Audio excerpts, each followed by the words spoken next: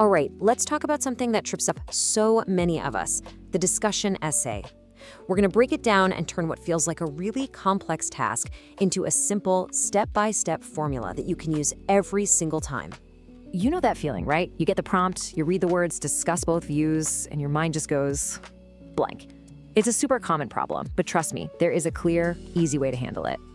So, first things first, before we can even think about writing a great discussion essay, we have to be totally clear on what it is we're trying to do. What's the main goal here? When you boil it all down, it's really all about balance. Your job is to be a fair guide for the reader. You show them the best arguments for one side and then the best arguments for the other. But pay close attention to that word sometimes. Giving your own opinion isn't always part of the deal, and knowing when to or when not to is absolutely key. Okay, think of the essay prompt as an architect's blueprint.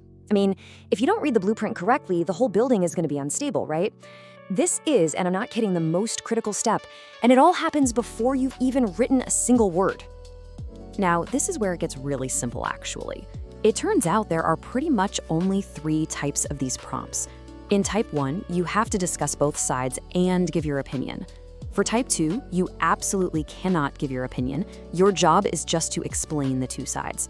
And for type 3, you discuss both views, but then you have to argue which one is more important or has a greater impact.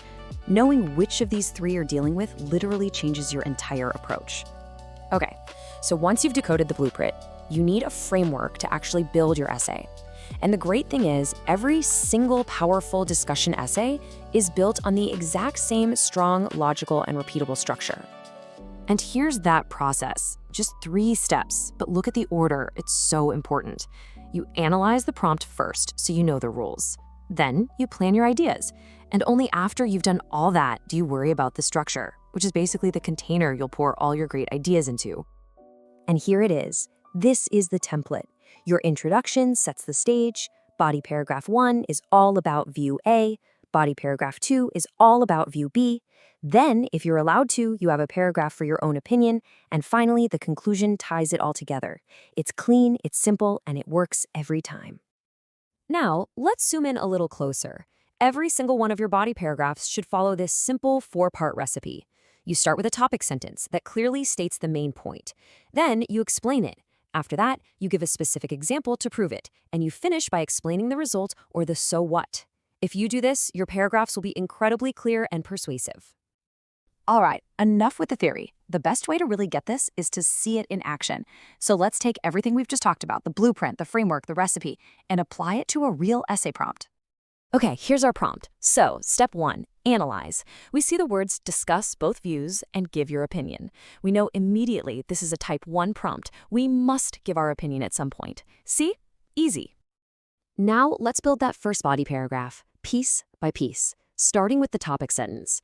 This one sentence clearly tells the reader, hey, this paragraph is going to be all about the benefits of traditional values.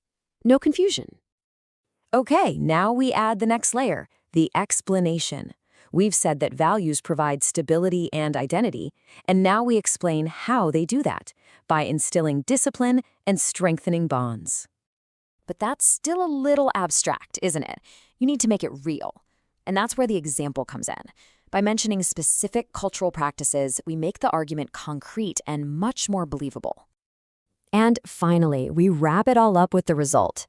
The ultimate impact is that cultural heritage gets preserved. And there you have it. Topic sentence, explanation, example, result. It's a perfect, rock-solid paragraph. Now for the other side of the argument. And what do you know? It uses the exact same 4-part structure. A topic sentence about progress, an explanation about outdated practices, a specific example, the feminist movement, and the result, avoiding stagnation. This formula is a game changer because it works for any point you want to make. So you've got your blueprint and you've got your framework. The last thing you need is the right set of tools for the job. Using the right words and phrases is like the finishing touch that makes everything look professional and guides a reader effortlessly through your argument. Think of these phrases as road signs for your reader. When you use on the one hand and on the other hand, you're creating that perfect feeling of balance. And when you use for instance, you're basically putting up a big sign that says, hey, evidence coming up. And when it's finally time to give your own opinion, don't be shy. Just come right out and say it. in my opinion, or I believe that.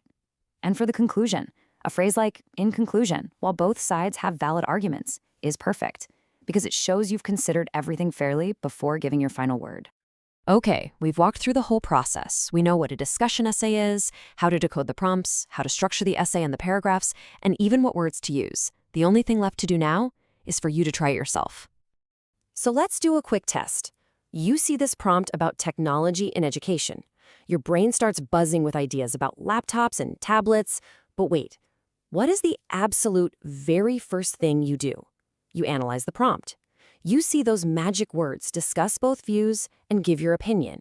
And you know instantly, aha, this is a type 1 essay. Your entire plan just clicks into place from that one simple observation. And that's really the secret. You're not just staring at a blank page anymore, hoping for inspiration to strike. You have a blueprint to understand exactly what you need to do. You have a framework to build a strong structure. And you have the tools to put it all together. You're ready. Go build your argument.